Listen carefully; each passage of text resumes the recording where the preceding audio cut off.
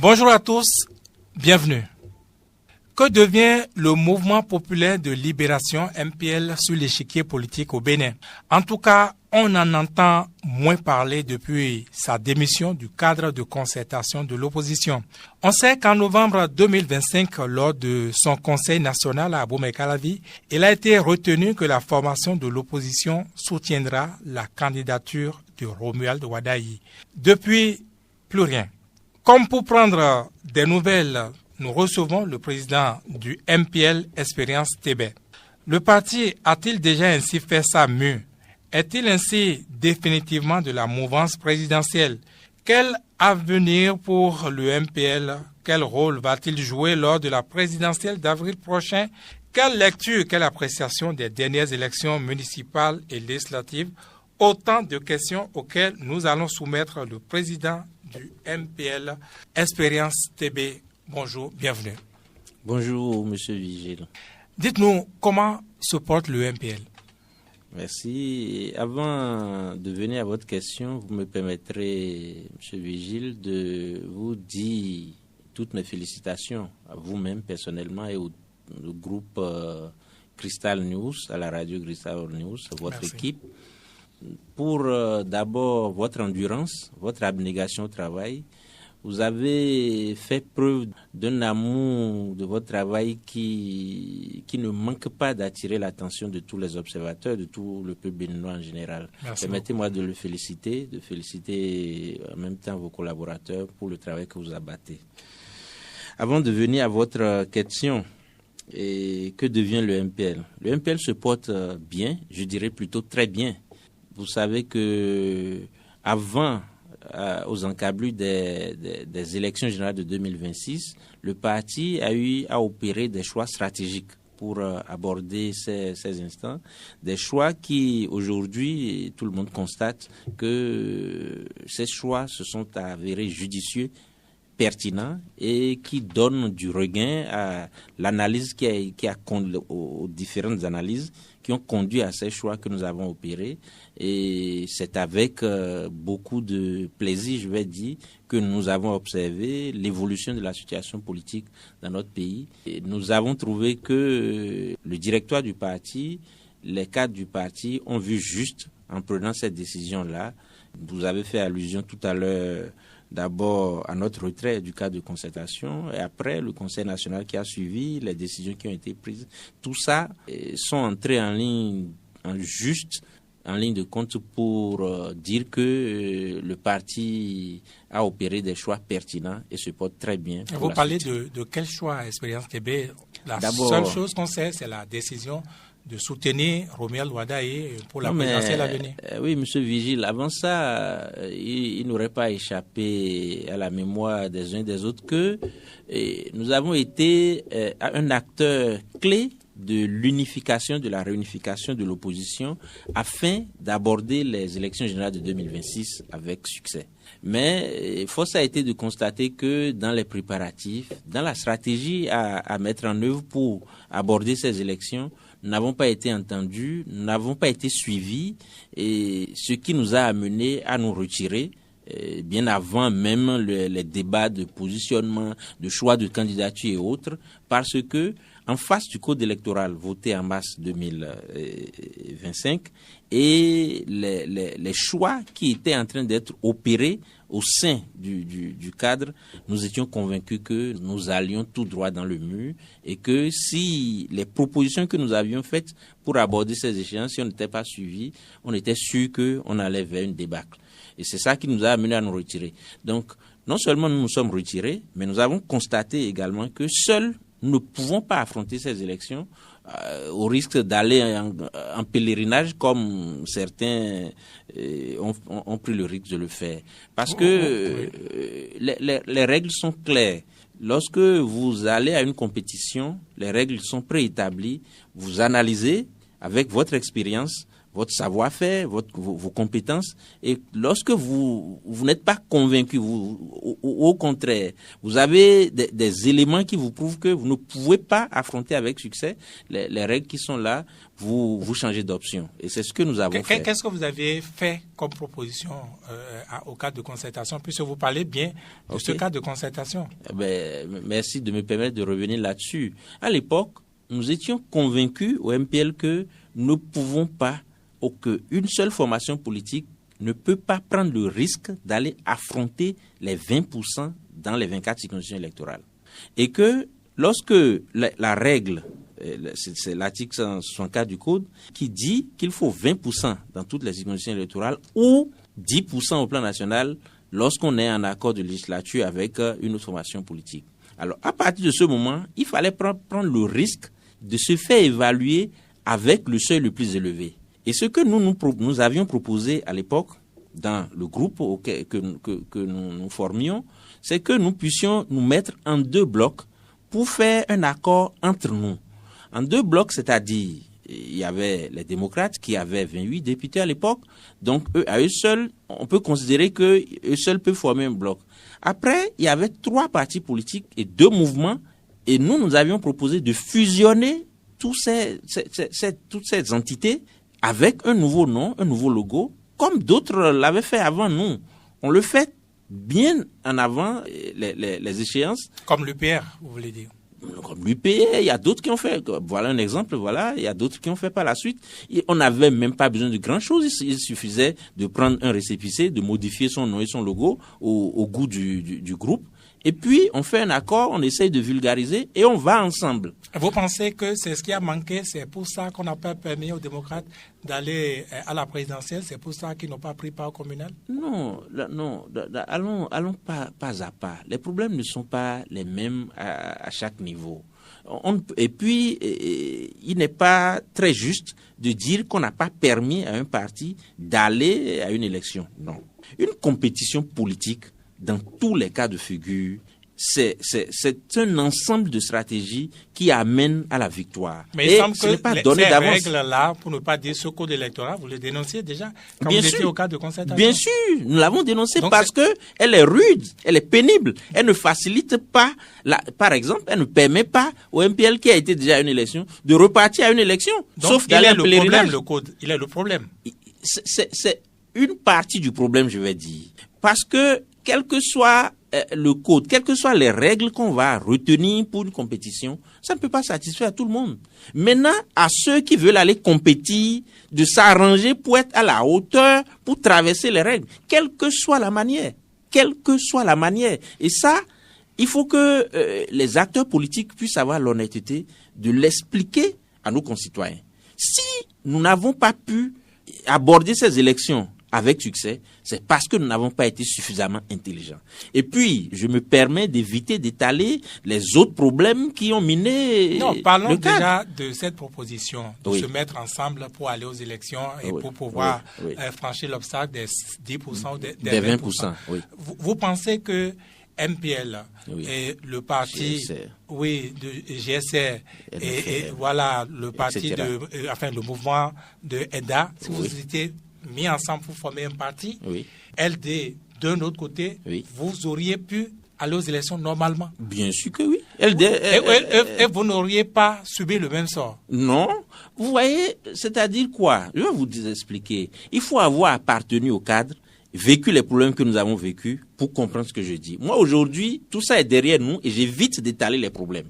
J'évite de dire tout ce qui a miné en réalité le cadre. Pourtant, si vous n'en parlez pas, vous allez paraître comme le problème. C'est vrai, mais c'est pas grave. C'est pas ça, c'est pas de ça que nos concitoyens ont besoin aujourd'hui. Je préfère laisser ça là à l'histoire. Certains ont vu, certains ont vécu. Mais vous laissez à l'histoire et ça se répète. Je vais vous dire, par exemple, seuls les démocrates avaient le nombre de parrainage qu'il faut, par exemple, pour participer à la présidentielle. Mais comment comprenez-vous que, au sein du cadre, il y a des gens qui n'étaient pas démocrates et qui estimaient qu'ils étaient les mieux placés pour être candidats, pour bénéficier du parrainage des démocrates? C'est déjà c'est le début de la cacophonie. C'est le début de la cacophonie. Si vous mettez ensemble pour un combat, il faut que les uns et les autres puissent savoir quelle place leur revient. Tenez par exemple nous, MPL. Dans cet ensemble-là, personnellement, même étant chef de parti, moi j'avais annoncé que je ne serais ni candidat pour les communales, ni pour les législatives. Encore moins alors même prétendre pour la présidentielle. Histoire de pouvoir permettre une mise ensemble sans gêne, sans déranger. Parce que lorsque tu es chef de parti, vous vous mettez ensemble et tu dis, parce qu'il y a d'autres chefs de parti par exemple, qui disaient il faut que je sois tête de liste dans la 16e. Alors qu'on n'a pas commencé encore la question des positionnements, hein. Mais là ça dérange. Ça ne permet pas de mise ensemble. Le principe évoqué par un certain candidat Zanaï, tuer les logos pour tuer les égos. C'est ce que c'est sine qua non pour rester ensemble et gagner un combat. Si chacun vient déjà avec des prétentions de suprématie sur l'autre, vous ne pourrez pas faire la mise ensemble. Et dès lors que vous n'êtes pas un ensemble homogène, vous ne pouvez pas aller à un combat et gagner. C'est pas possible. Et c'est ce qui s'est passé. Et je leur avais prédit la défaite. Lorsque nous quittions le cadre, il y a un Tatarin qui s'est permis de faire, je dirais, une mauvaise blague. Vous dit oui, bon, c'est pas grave, on savait qu'ils allaient partir. Je dis, mais j'attends. Mets ton expertise, ta petite expertise que tu as là, et réussissez l'élection, je vais voir. Aujourd'hui, ils sont où? Il est en train de loyer déjà les murs pour changer de... Oui, je vais vous dire ceci. Oui, mais expérience TB. Oui. Lorsque vous avez dénoncé ça et que vous êtes allé, n'est-ce pas, vous avez quitté le cadre de concertation. Oui. Est-ce que le fait d'avoir atterri à la mouvance, enfin, je ne sais pas si vous avez complètement déjà déposé vos valises, oui, mais en tout cas, vous avez dit que vous allez soutenir Romuald Wardai. Est-ce que cela ne corrobore pas un peu? Non, attendez, non, ne semons pas le doute dans l'esprit de nos auditeurs. Nous avions quitté le cadre bien avant de concertation, bien avant. Bien sûr. Nous avons par respect et pas comment je vais dire, pour ne pas paraître comme des fauteurs de troubles, nous avons décidé même de nous taire. Nous avons voulu même partir sur la pointe des pieds. Nous n'avons pas voulu influencer la suite de la préparation. Non, moi je voulais, comme j'ai dit à mes camarades, je voulais avoir tort par la suite. Je veux qu'ils nous donnent tort. Et donc, j'ai voulu les laisser dans la sérénité faire ce qu'ils veulent faire, que nous trouver tort. Malheureusement, c'est pas le cas. Donc, nous avons attendu que tout ça là se passe avant notre conseil national. C'est en novembre, le 15 novembre plus précisément.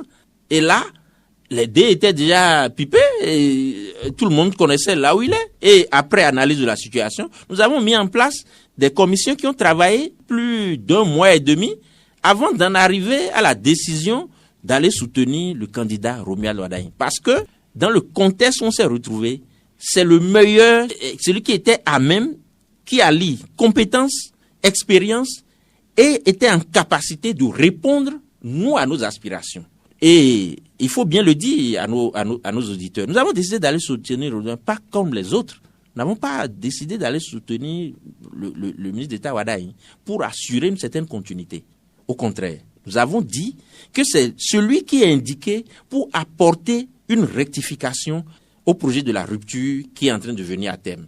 Parce que, qu'on le veuille ou non, même le président Talon, il peut pas prétendre dire avoir été satisfait à 100% pour ce qu'il a fait. Il y a des choses à corriger.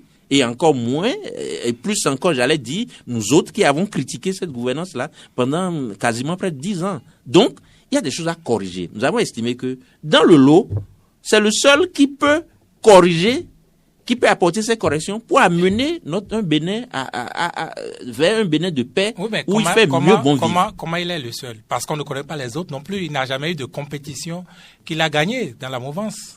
Non, comment il y a bien sûr de compétition. Il a été le seul candidat désigné. C'est suite à. Mais c'est ce que je dis. Il n'a pas eu d'autres challengers. Donc. Comment? Non, vous ne pouvez pas affirmer ça. Vous ne savez pas quel processus ça a mené à sa désignation. Ah si, c'est public. Non. Vous n'avez pas suivi. Non, vous ne pourrez pas dire ça parce que. Il avait qui comme challenger selon vous? S'ils n'ont pas rendu public le mode de désignation à l'interne, parce que moi je suis pas de l'IPR. Jusque-là, ni du BR, et encore moins des autres formations de la mouvance. Je ne sais pas quelles sont les discussions qui ont amené à sa désignation. Et vous non plus, vous ne pourrez pas affirmer de façon péremptoire qu'il n'y a pas eu de compétition à l'interne. Je ne dis pas qu'il n'a pas pu avoir d'autres ambitions.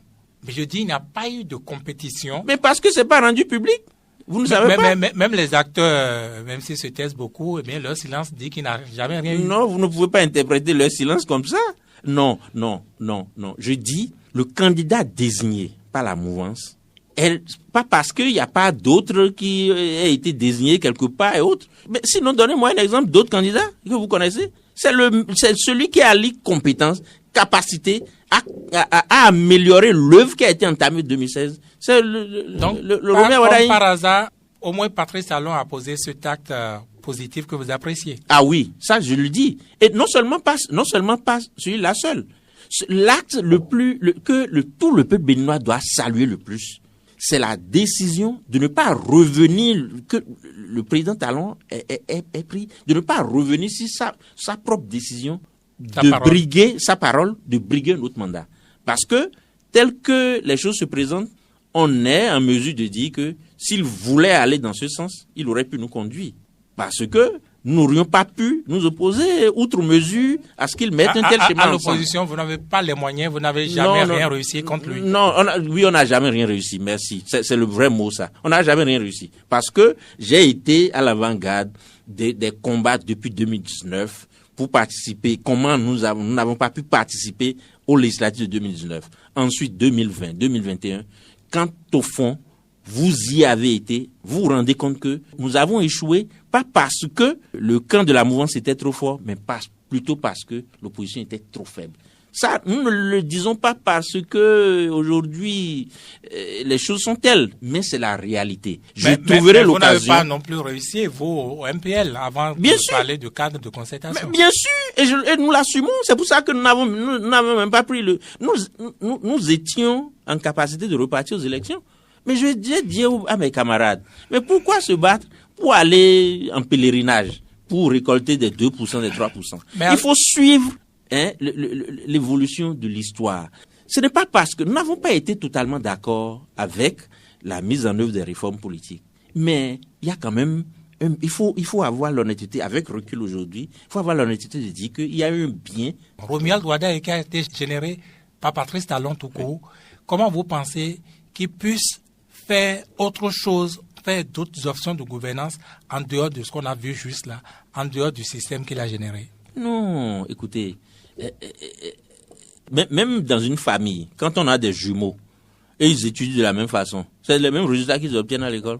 C'est pas possible. On ne peut pas prétendre dire que parce que il a été généré par la rupture et donc il fera une gouvernance exactement identique à celle du président Talon. Ce n'est pas possible. Non, certainement pas identique. Bon, alors, déjà, donc si ce n'est pas identique, nous sommes en train d'évoluer. Et nous, au MPL, ce que nous Est-ce que vous avez écouté, par exemple, la petite voix du phare à la sa vie sera encore plus dangereux, plus grave que à la Non, cette voix du phare ça ne dit rien. n'engage que le phare. Non, pas le phare, les interprètes, les interprètes, j'allais dire, du phare et autres. Non. On a qu'à, ce n'est pas, il faut pas qu'on fasse peur au peuple béninois. Il faut pas. Moi, je souhaite que on puisse débarrasser de l'échiquier de la peur. Monsieur Vigile, moi je vous ai vu à l'œuvre. Vous n'êtes pas un journaliste comme beaucoup d'autres que j'en connais. Vous faites votre travail avec abnégation, avec tout le sérieux que tout le monde voit. Certains d'ailleurs en profitent pour vous taxer d'opposants et autres, mais moi je ne vous vois pas comme un opposant. Je vous vois comme quelqu'un qui aime son métier et qui le respecte, se respecte et fait son travail. Donc, vous voyez, d'aucuns vous disent facilement que vous êtes de l'opposition. Est-ce que vous êtes opposant? Non. Comment un journaliste peut être opposant? En plus. Mais non, mais au fond, il faut le dire, monsieur Vigile. Il faut qu'on se débarrasse des clichés. Évitons de faire peur à nos concitoyens. Il est vrai qu'aujourd'hui, il y a des problèmes réels dans beaucoup de secteurs. Mais avouons aussi qu'il y a eu d'énormes progrès.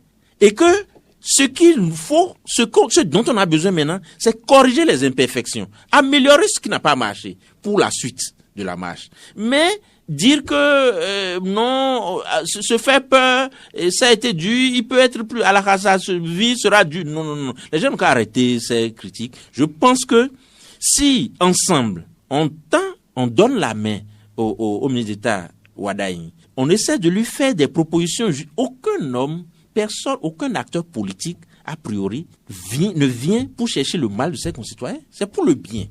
Et donc, par erreur, il peut, ou du moins, ça ne peut pas être volontaire de vouloir faire des choses qui vont faire mal à ses concitoyens. Est-ce qu'elle peut être, ce Romuald Wadaye, séduisant, comme vous peignez déjà, oui. sans désobéir à Patrice Talon? Non. Je pense pour le peu que je connaisse du président Talon, je pense qu'il ne peut pas vouloir que son ministre d'État devenir, par exemple, président, fasse exactement ce que lui souhaite.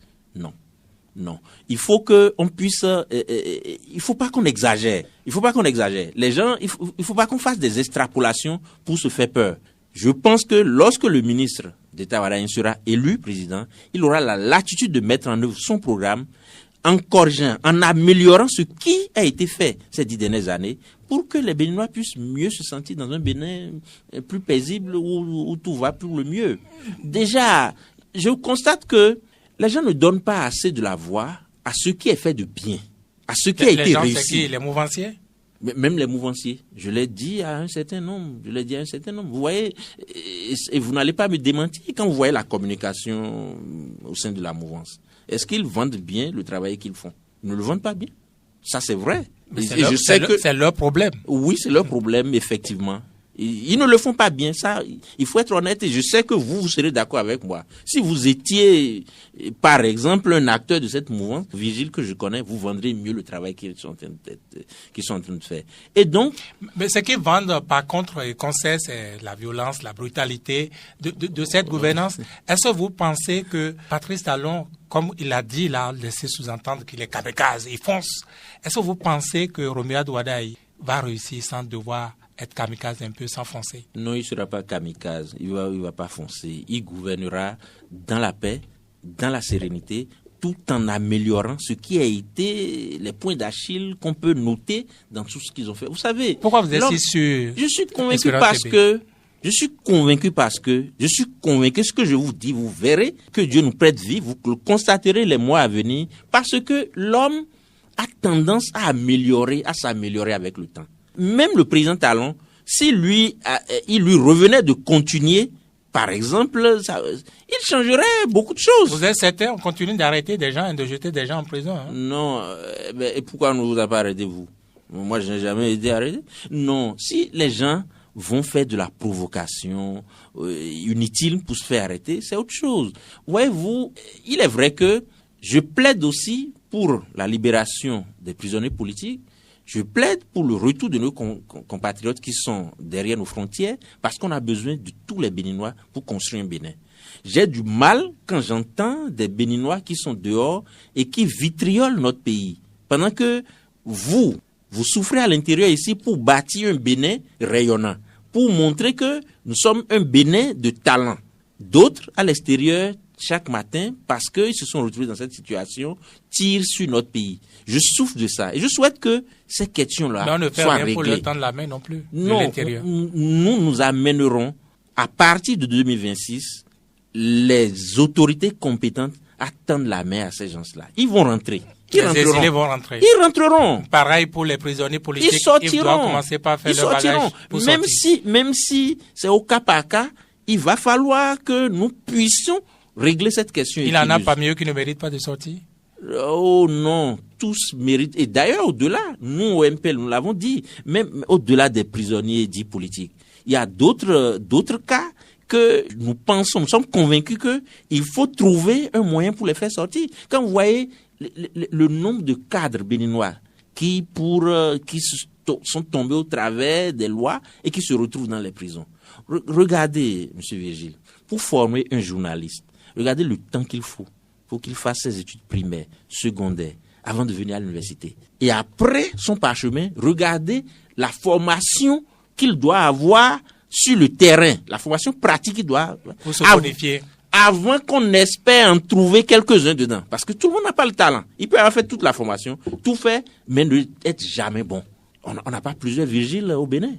Voyez-vous? Et donc, si, par hasard, vous tombez au travers de la loi, on vous jette en prison pour 57 ans.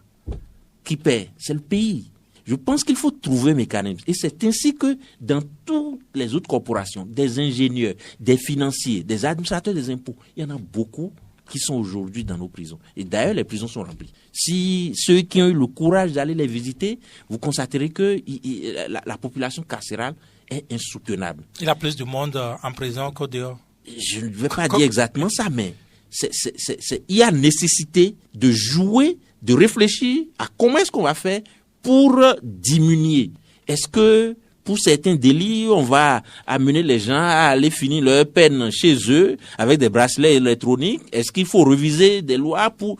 En tout cas, quelque chose doit être fait. Et quand vous voyez un autre cas qui nous tient à cœur au MPL, les jeunes arrêtés pour cybercriminalité. Il y a des enfants, des mêmes mineurs, j'en ai vu. Je vous donne par exemple un cas que j'ai vu qui m'a beaucoup écœuré il y a quelques mois. Un jeune qui est en train de finir sa formation de médecin, il est en 7e année, il est déjà en stage au CNHU, parce que des amis qui s'adonnent à cette pratique sont venus le visiter, ont voulu l'initier à ça. Le premier jour où on a tenté de l'initier à la pratique, c'est le jour où on a venu arrêter ses amis avec lui. Il est en prison aujourd'hui. Vous voyez le temps qu'il faut faire pour former quelqu'un médecin. Et les médecins, on n'en a pas suffisamment. Je ne sais pas si vous le savez. On n'en a pas suffisamment là. Ceux qu'on forme au pays, à la fin de leur formation, un bon nombre vont travailler en dehors du pays. Ce qui fait qu'on a un déficit cruel en ce moment de médecins. Voilà quelqu'un qui s'en va maintenant en prison parce qu'un jour, il a été entraîné par des amis. Il n'a rien fait de plus que ça. Mais voilà, il est sous le coup de la loi, il est en prison et c'est pour 5 ans ou 7 ans. Donc ça, c'est question, il faut qu'on les réexamine. Le MPL va porter cela comme plaidoyer. Nous avons commencé et nous le continuerons. Mais est-ce que vous avez un accord déjà avec le candidat Romel Wardani? Un accord signé, non. Mais l'accord est que nous avons, le parti a déjà pris la décision de le soutenir, de l'accompagner pour mieux faire, pour que toutes les critiques que nous avons eu à porter à la gouvernance Talon, que nous puissions les matérialiser dans la suite. Les 10 ans durant. Et vous avez déjà sa réponse? Sa réponse par rapport à toutes ces questions, vous voulez dire? Non, par rapport à votre geste même de le soutenir. Non, je vais vous dire ceci. Soutenir un candidat, on n'a pas forcément besoin qu'il vous signe un accord qu'il accepte. Ce que je peux vous dire à l'étape actuelle, pour ne pas trahir des secrets, c'est que nous ferons partie de la cheville ouvrière de la gouvernance à partir de 2026. Voilà. C'est ce que je peux vous dire. Le président seul ou les cadres du parti? Je parle de notre parti. Je parle du parti, pas du président. Je vais vous dire, moi, je n'ai pas pour habitude de décider ex-cathedra pour notre organisation. Non. C'est la plus petite décision qui se prend, c'est de façon collégiale au niveau des instances. Et ce que je dis, et même pour aller sur une émission, il faut l'autorisation des camarades et la ligne, là où s'arrêter, là où ne pas aller, c'est décidé de commun accord. Et donc, je ne me permets pas de donner mes positions personnelles, même si parfois je ne suis pas totalement d'accord avec ce qui est retenu. Oui, voilà. Oui. Alors, le pauvre Paul Hunkwe, qu'a-t-il fait pour ne pas trouver grâce à vos yeux? Qu'a-t-il fait pour ne pas mériter votre soutien alors que vous êtes de la même opposition? Non, nous ne sommes pas de la même opposition pour commencer. Ah ouais? Et pas fini, je vais vous dire que nous avons choisi l'option d'être utile à notre pays. Vous savez... Parce que lui, il est inutile. Non. Vous savez, je vais vous dire ceci. Dans cette classe politique que vous observez, il y a beaucoup de plaisantins. Il y a des gens qui n'ont jamais rien fait de leur vie et qui viennent pour chanter. Il y a d'autres qui viennent parce qu'ils n'ont même d'abord reçu aucune formation, ils n'ont jamais rien fait. Monsieur Vigile, regardez le nombre d'années que vous avez mis d'abord pour vous faire former et le nombre d'années que vous avez mis dans le métier. Est-ce que moi, grand intellectuel que je fus, est-ce que je peux venir vous donner des leçons en journalisme? Non, je ne m'y connais pas. Et je ne peux pas prétendre, juste parce que je vois que à la radio, on prend des papiers, on lit, ou bien à la télé, on présente, on lit. Je ne peux pas prétendre dire que si je vais là-bas, je ferai exactement, que je vais réussir. Je ne connais pas les règles. Et c'est pareil en politique. Tout le monde vient, des gens qui n'ont jamais rien fait, Et c'est eux qui se placent sous un angle parce que se disent ma maison est au centre du village, le village est au centre de la terre, bon, donc je suis au centre de la terre. Des raisonnements assez farfelus du genre qui amènent beaucoup de gens qui ne comprennent rien dans la gouvernance, à la gestion d'un pays, mais c'est eux qui parlent. Est-ce que vous parlez de Rompuy juste Non, là? je parle pas de Rompuy, merci de bien. Je parle de façon générale des acteurs que nous avons pour vous dire que nous, et personnellement, moi, je ne suis pas de cette catégorie. C'est plus de 20 années d'expérience professionnelle au service de ma nation. Et j'ai accumulé beaucoup d'expérience. Vous avez un boulot, vous avez un travail. Et j'ai accumulé beaucoup d'expérience. Et c'est fort de ça que je porte des jugements sur ce qui est fait aujourd'hui. Et donc, j'ai envie de mettre cette expérience-là au service de mes concitoyens pour qu'on fasse mieux, pour que le pays se porte mieux. C'est ce que moi je recherche. Donc, je ne cherche pas une gloire personnelle, j'en ai même pas besoin. Je ne cherche pas aussi, je ne suis pas à la recherche d'un poste, j'en ai pas besoin.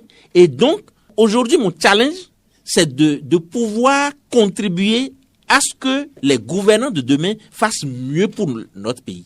C'est ce que je recherche plutôt, c'est ce que j'essaie de partager avec mes camarades. Et donc, je ne vais pas entreprendre une aventure que je sais qui n'apporte rien à mon pays. Et c'est pour ça que nous n'avons pas choisi autre candidat que le candidat Wadaye. Donc vous faites partie de ceux qui ne prennent pas Paul Rompuy au sérieux, la candidature de Paul Rompuy au sérieux? Non, pas parce qu'on ne prend pas sa candidature au sérieux. Sa candidature doit être sérieuse pour lui-même. Vous le prenez au sérieux? Non, il est sérieux, et d'ailleurs il a pu se faire, et c'est ce que je dis, il a pu se faire candidat. Par exemple, moi je n'ai pas pu. Donc déjà, sur ce point... Vous le dites, on n'est pas à la télé, mais votre sourire trahit quand même peut-être votre pensée. Non, pas du tout, je suis sincère en plus. Il a réussi quelque chose, par exemple, que moi, je n'aurais pas pu réussir. Hein. Est-ce que c'est pas peut-être le portrait, oui, de tous ceux-là, voilà ce que je veux, voilà celui qui peut l'être, eh bien, expérience, eh bien, oh non, lui, il aurait raisonné, il aurait fait ceci. Est-ce que ce n'est peut-être pas ça? Non, je ne saurais le dire parce que je sais pas comment il a pu faire ce que moi on dit que c'est un opposant fabriqué pour jouer un rôle. Non, moi je peux pas, je ne le sais pas. Moi je peux pas dire ça parce que je ne sais pas. Moi je n'aime pas dire des choses que je connais pas. Vous êtes un acteur politique, vous avez dit, vous avez du chemin. Oui. Mais vous voyez Paul Rompuy, vous l'évaluez. Vous le voyez par rapport au système. Vous l'avez contacté pour le cadre de concertation. Oui. Vous l'avez connu un peu. Oui. Comment vous-même vous le décrivez? Qu'est-ce que vous pensez de lui? Monsieur Virgile, c'est les Béninois qui nous diront ce qu'ils pensent de lui le 12 avril. Mais moi. Vous avez plus de matière que les Béninois, comme Béninois lambda, non? Non, pas forcément. Ce que je sais, mon candidat va réussir. Et quand mon candidat va réussir, il fera mieux que ce qui a été fait les 10 dernières années. C'est ce que je sais. Mais le reste, c'est inutile aujourd'hui. Ce que je veux, c'est que le panier à partir de 2026, mai 2026, que les Béninois se sentent dans un pays plus paisible. Dans un pays où le chômage va commencer par dégringoler. Les jeunes auront plus d'opportunités. Où, désormais, la peine que je vois dans des professions comme la vôtre, monsieur Virgile, les journalistes qui souffrent, parce que ça, je peux le dire. Comme tous les Béninois. Oui, bon, non, pas comme tous les Béninois. Je veux dire, dans certaines corporations. Parce que, étant acteurs politiques, nous sommes en contact quand même des uns plus que d'autres. Les autres, et je vois la peine aujourd'hui qu'une entreprise de presse au Bénin a subsisté, a existé. Et maintenant, les charges que vous avez... Je veux qu'à partir de mai 2026, ces questions-là, mon candidat puisse apporter des réponses urgentes. Des réponses qui vont toucher le panier de la ménagère. C'est pour ça que moi je travaille. Le reste, je ne veux même pas m'en occuper. Je veux que les Béninois, à partir de mai 2026, se sentent dans un pays plus paisible. Que, comme vous avez tenté de le dire tantôt, qu'il n'y ait plus la peur de tomber dans X ou Y au travers de la loi. Qu'on soit dans un pays où tout le monde travaille. Et surtout, monsieur Vigile, que tout le monde mette de l'entrain au travail comme vous. J'ai vu la résilience que vous avez affichée à tous les problèmes que votre organe a subis. Est-ce que ça ne vous dérange pas que la compétition électorale, la présidentielle prochaine, soit réduite seulement à 2 candidats, Paul Hongpè et Romuald Wadaye? Honnêtement, pas du tout. Je pense que le second tour se joue déjà au premier tour, ça ne vous dérange pas? Ah, vous croyez déjà à la victoire de mon candidat, apparemment, Vigile? Mais qu'il gagne ou pas, c'est 2 candidats, donc... Non, parce que vous avez dit que le second tour se joue déjà au premier tour. Donc, mais puis il n'aura pas un second tour, non? Quel que soit le score, il n'aura pas un second tour. Merci. Mais non. Mais oui, merci. Il n'y a que 2 candidats. Oui. Non, ça ne veut pas dire. Donc il n'aura pas un second tour. Non, si, c'est pas comme ça. Ah bon? Non, c'est pas comme ça. Dites-nous, il y a une possibilité d'avoir un second tour. C'est-à-dire? Si, c'est pas parce qu'il y a 2 candidats qu'il n'y a pas un second tour. Non, les règles de calcul, ce n'est pas cela. Okay. Mais je suis content que vous ayez perçu que il y a la possibilité que mon candidat gagne au premier tour. Et c'est ce qui va arriver. Mais justement, c'est ce que tout le monde dit. C'est pourquoi on dit, qui est Hongpè? Que fait-il là? Non, Hongpè, moi pour vous le dire, il a encore toutes les chances, toutes les cartes avec lui à jouer. Ah, vous êtes sûr? Oui, beaucoup le voient comme un comparateur. Même les Béninois qui doivent aller voter pour lui le 12 avril disent il n'a rien. Non, peut-être qu'il n'a pas encore su les convaincre. Il a une opportunité inouïe. Mais vous, par exemple, vous n'êtes pas allé vers lui et les gens ne se ruent pas vers Hongpè. Mais parce qu'il ne fait pas ce qu'il faut peut-être pour amener les gens vers lui. Donc tout est joué déjà. Mais la preuve, il ne va pas approcher non plus. Alors, bon, écoutez, il ne vous a pas approché, vous non plus. Mais moi, je ne lis pas les candidats. Bon, donc, certainement qu'il n'a pas fait ce qu'il doit faire encore. Et je pense qu'à la date d'aujourd'hui, il a les cartes en main pour refaire ce qu'il... Et c'est le challenger de votre candidat? Oui. Qui ne fait rien? Bon, moi, je ne m'occupe pas de ce qu'il fait ou de ce qu'il ne fait pas. Mais je vois qu'il n'arrive pas à convaincre les gens à venir vers lui. C'est tout ce que je constate. Mais je ne sais pas ce qu'il fait à l'interne. Peut-être qu'il va faire la surprise. Est-ce que ça ne vous dérange pas, Espérance TB, vous qui êtes un opposant, que, disons, la politique ou la compétition soit réduite à ça? Non, écoutez, la politique, c'est les acteurs qui la font. Donc c'est les plus intelligents, les 2 plus intelligents en politique au Bénin aujourd'hui, Romuald Wadaye et Paul Hongpè? Pas du tout, ce n'est pas les 2 plus intelligents. Vous êtes d'accord que les règles nous amènent à ça, à ce schéma? Mais quelle autre règle vouliez-vous? Est-ce que c'est vous qui décidez des règles? Je ne décide pas des règles, mais il me semble que vous étiez au cadre de concertation et que vous travaillez pour que ces mêmes règles changent. Oui, j'ai voulu qu'on améliore ces règles. Mais quels sont les points que moi je voulais qu'on améliore? Moi, je ne veux pas non plus qu'on revienne par exemple, à la compétition de 2016 où il y avait plus 33 candidats. On n'a pas besoin de ça pour un petit pays comme le. Mais au moins, vous avez vu les candidats. Chaque parti politique pouvait avoir un candidat. Oui. Au MPL, vous n'aviez pas l'intention d'être candidat? Bien sûr, nous avons eu l'intention. Mais les règles nous ont déjà éliminés plus tôt. Mais est-ce que c'est normal? Est-ce que c'est démocratique que les règles... Et c'est pour cela que nous devons prennent la place des citoyens, des électeurs? Et c'est pour cela que il faut que ça, les acteurs politiques l'expliquent à nos concitoyens. Les règles, c'est dans l'hémicycle à Porte-Nouveau ici qu'on les édite. Et ça devient loi. Même le budget général de l'État que le ministre d'État Wadaye exécute, c'est les députés qui décident de ça à Porte-Nouveau. Il ne fait pas ce qui lui plaît. Il y a des points, il est encadré dans ce qu'il fait. Et donc, lorsque les députés décident de quelque chose, c'est ça que lui fait, il met en application. Mais il paraît que les députés ne décident pas d'eux-mêmes non plus. Non, ils décident bien sûr. Ah bon, vous avez vu la police derrière eux. Mais écoutez, je vais vous donner un exemple. Je ne sais pas pourquoi les gens n'en parlent pas assez. Est-ce qu'il n'y a pas eu une proposition de révision de l'honorable Hassan Tebou qui a connu un échec ici avec la participation des députés de la mouvance? Je vous pose la question de savoir, est-ce que vous avez suivi pour les dernières élections le positionnement de ces députés? C'est vrai que c'est vous. C'est vrai que c'est vous qui posez les questions. Hein. Mais je voudrais savoir, est-ce que vous avez souvenance qu'il y a eu un échec à la Constitution? Bien sûr. Et je vous demande, avec des députés de l'opposition et de la mouvance. Est-ce que vous avez suivi le sort de ces députés qui ont osé, n'est-ce pas, voter contre? Ah non, j'avoue, je n'ai pas fait attention. Aucun n'a été positionné pour les législatives. Ah bon? Aucun. Ah non, là je vais vérifier d'abord. Ah non, mais je peux vous donner les noms. Aucun. Ah bon? Et vous pensez que c'est parce qu'ils ont voté contre? Ah, je n'en sais rien, c'est vous qui êtes politique. Non, je pense... Vous êtes mieux placé pour tirer les conclusions que moi. Je suis sûr que ça ne peut pas être ça. Je suis persuadé, convaincu que ça ne peut pas être ça. Parce que les positionnements, c'est ça je vous dis. Il y a des gens qui, tenant compte de leur, comment appelle-t-on, je vais dire, force sur le terrain, étaient en mesure de dire qu'ils allaient occuper la tête de liste ici, et on ne les a plus, à l'arrivée, on ne les a pas vus. Est-ce que vous êtes sûr que c'est comme ça que ça fonctionne à la mouvance? Bien sûr, bon? Partout. Il faut... Donc, il y a trop de préjugés.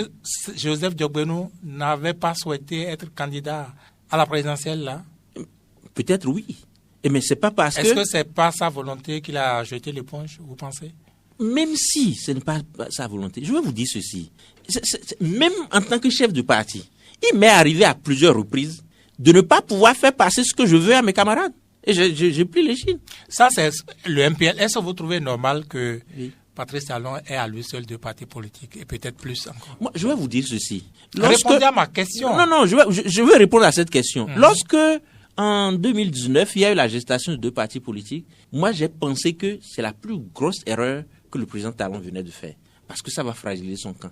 Mais, à l'épreuve des choses, j'ai finalement trouvé que c'est lui qui a réussi. Ça lui a marché. Vous pensez que c'est une réussite d'avoir effacé tout le monde? Non, pas d'avoir effacé, mais d'avoir initié 2 formations politiques, mais qui ont tenu. Je vais vous dire. Mais ils ont tenu parce que vous je vais vous dire pas, ceci. Non? Il ne faut pas en vouloir à celui qui a proposé l'idée d'avoir 2 formations politiques dans son camp. Mais pourquoi vous n'en voulez pas à ceux qui, de façon libre, sont allés adhérer au parti? Les acteurs politiques décident. Vous avez vu, et je vais vous dire ceci. Ça, les Béninois, les acteurs politiques béninois, ils aiment suivre le sens du vent, vers où va la réussite, là où il y a la force. Mais est-ce qu'on ne peut pas dire la même chose de vous, lorsque au lieu d'aller vers Paul Homper, vous êtes allé vers Romain? Non, pas du tout, je vous ai expliqué tout de suite. Moi, mon parcours ne me permet plus d'aller faire des aventures. C'est vrai que je vais vous dire ceci. Oui. Personnellement, avant 2016, j'avais une aversion pour le milieu politique. Je n'aime pas ça. Parce que des idées préconçues que j'avais, c'est que c'est un regroupement de faux. C'est les gens faux qui sont là. Et je peux vous dire aujourd'hui, c'est grâce à un homme que j'ai eu une autre perception de la chose. Qui? Le député d'Atiembe, l'honorable Basile Rossi. Enfin, Léon comme la Rossi. C'est un homme extraordinairement juste, bon et correct. Je peux vous dire, c'est à cause de lui que moi, j'ai pensé qu'il y a aussi des hommes justes, corrects, qui restent dans ce milieu. Donc c'est votre modèle? Oui, parce que je n'ai jamais vu un homme aussi juste et droit. Il dit ce qu'il pense et il se lève, il s'en va. Sans tenir compte de vos émotions, il dit ce qu'il pense. Il est lui-même, à chaque instant où il est assis avec vous, il est lui-même. Il ne vacille pas au gré du vent. Dites-moi, combien de Béninois vous avez vu qu'on a appelé dans un gouvernement et qui ont décliné l'offre? M. Rossi l'a fait sous la gouvernance de Yahi. Pas 2 fois. Bien sûr. Il ne le dit pas toujours. Il a décliné parce que à l'époque, il dit, je suis opposé à votre système. Pourquoi vous me appelez? Non, appelez vos partisans. Vous voyez, ça veut dire quoi? Il n'est pas là-bas parce qu'il cherche un intérêt, il cherche un poste. C'est parce qu'il pense qu'il peut mettre son savoir-faire pour le bien commun, pour l'intérêt général. Ce n'est pas le cas pour la plupart des hommes politiques au Bénin. Ça, il faut l'avouer. Et moi, j'ai choisi d'être droit. J'ai fait les frais de me retrouver à un moment donné avec des cabotins, des voyous, des délinquants dans mon aventure. Mais j'ai tiré leçon de tout ça. Et aujourd'hui, je pense que ce parcours que j'ai et l'expérience professionnelle que j'ai ne me permet pas d'aller entamer une aventure de... quand je vois des gens qui veulent aller soutenir le candidat dont vous parlez, ils ont leurs raisons. Vous avez du mal à appeler son nom? Non, pas du tout. Mais moi, j'ai décidé, avec notre parti du moins, ça a décidé de soutenir le candidat Wadaïn pour pouvoir impacter sur le quotidien des Béninois. Je veux, M. Virgile, que à partir de 2026, qu'on puisse dire qu'on a un mécanisme pour que les journalistes parce qu'il est tombé malade vous l'avez dit. Il est incapable d'aller se soigner. Vous le dites. Oui, peut-être les journalistes vont voter nombreux pour Wadaï. C'est ce que je souhaite. Je veux que tous les journalistes votent pour lui. Je veux que tous les journalistes votent. Oui, c'est ce que je souhaite. Et je veux que Vigile nous accompagne désormais. En attendant, parlez-nous de la prochaine Assemblée nationale, ou du moins déjà de l'Assemblée, puisque la 10e, ça a commencé déjà sous l'égide du professeur Joseph Diogbenou. Comment vous l'entrevoyez? Non, je pense que ce sera une belle législature. Parce que, personnellement, je retrouve l'homme qu'il faut à la place qu'il faut. Le professeur Diogbenou, qu'on ne présente plus, juriste, chevronné, acteur principal des réformes politiques qu'il y a eu et institutionnelles que nous avons connues ces dernières années, se retrouve à la tête de la 10e législature. Je pense que les 109 députés ont bien fait d'opérer ce choix. Et un choix d'élégance qui sied à notre Assemblée nationale. Ça ne vous a pas dérangé que, à l'unanimité, ils aient choisi le professeur? Non, pas du tout, au contraire.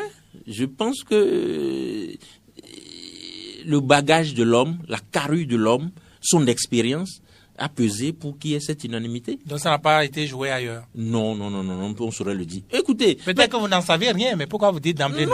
Non, je dis non parce que pour ce que j'ai vu chacun aller dans l'isoloir et choisir. Chacun, il pouvait faire autrement. Mais il peut être aussi fort, comme dirait un ami, le bras peut être aussi fort, le bras extérieur. Non. Il n'est pas, écoutez, c'est comme si, non, on peut pas, c'est des majors, on ne peut pas, même si quelqu'un leur a indiqué, leur a suggéré, personne ne les a obligés.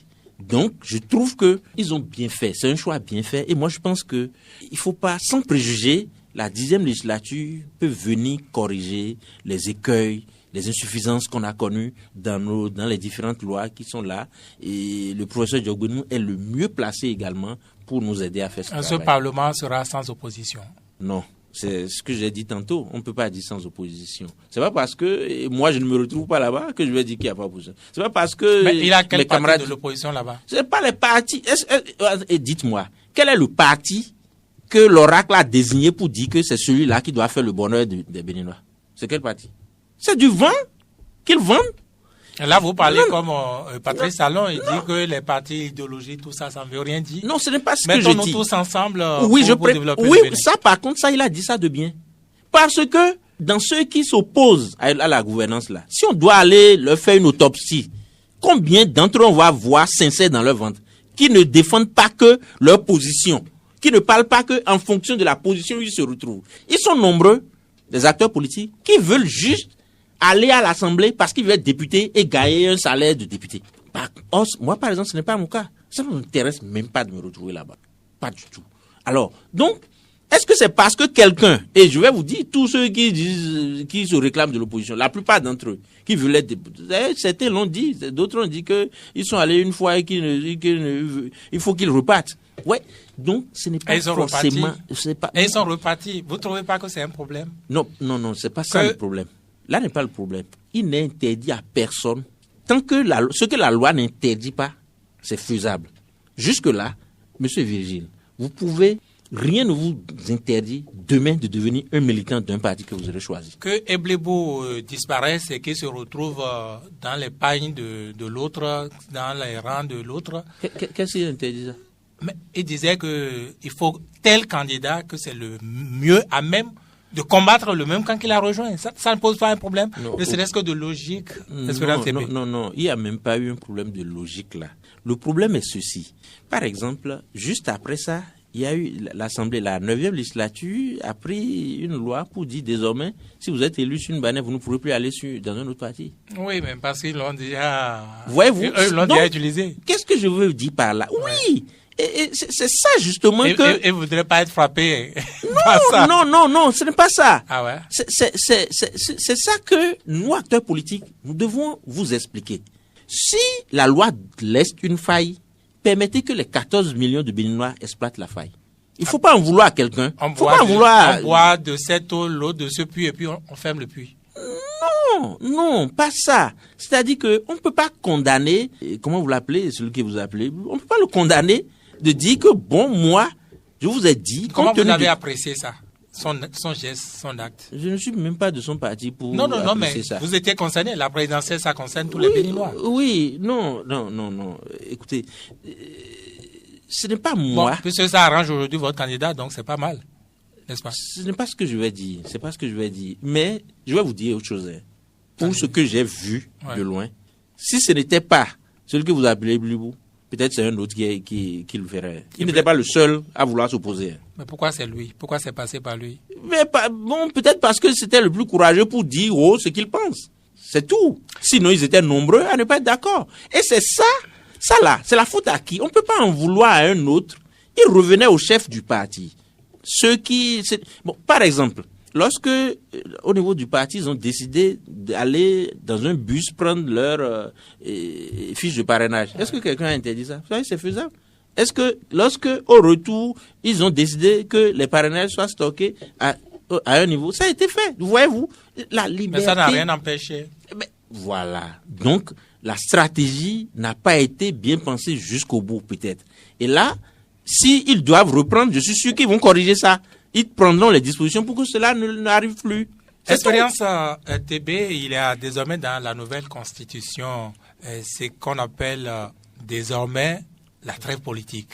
Comment vous l'entendez? Comment vous comprenez ça déjà, ce groupe de mots? Non, au fond, j'ai vu beaucoup de commentaires un peu, je vais dire, négatifs à ce sujet. Mais à la réalité, la chamaillerie politique que nous animons là, est-ce que ça réellement a contribué à améliorer le quotidien des Béninois? Qu'est-ce que vous appelez chamaillerie politique? Voilà. Qu'on puisse attaquer les acteurs politiques de camps opposés lorsqu'on s'attaque. Le professeur Aïvo libérer Rekia Madougou. Non, ça ne change pas. On ne doit pas dire ça dérange on peut le président de la République. Non, ça ne dérange personne. Et ça, on continue de le dire. Qu'est-ce qui dérange? C'est quoi la chamaillerie qui dérange? Moi, ce que je retiens de cette mesure, c'est quoi? L'intention de mettre tous les Béninois ensemble pour penser le bien de leur pays. Parce que, regardez par exemple, j'ai observé lorsque, autour des difficultés de collaboration avec notre voisin du Niger, ce dernier récemment s'est attaqué violemment au président de la République du Bénin. J'ai vu la réaction timorée des politiques, des citoyens. Ça m'a dérangé. Ah ouais. Autour des questions qui relèvent de notre pays, je pense il doit avoir l'unanimité pour couvrir, pour protéger notre nation. Donc prochainement, si quelqu'un n'est pas vif à dénoncer Tiani, aller direction de prison? Non, pas la prison, mais on va travailler les Béninois à avoir plus d'esprit patriotique, à protéger leur nation.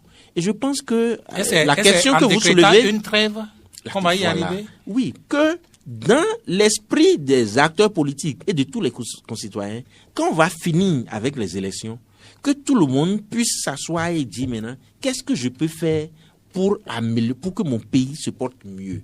Dans le travail qui est en train d'être fait là, quelles suggestions j'ai à apporter pour que ça se fasse mieux, pour notre bien-être commun?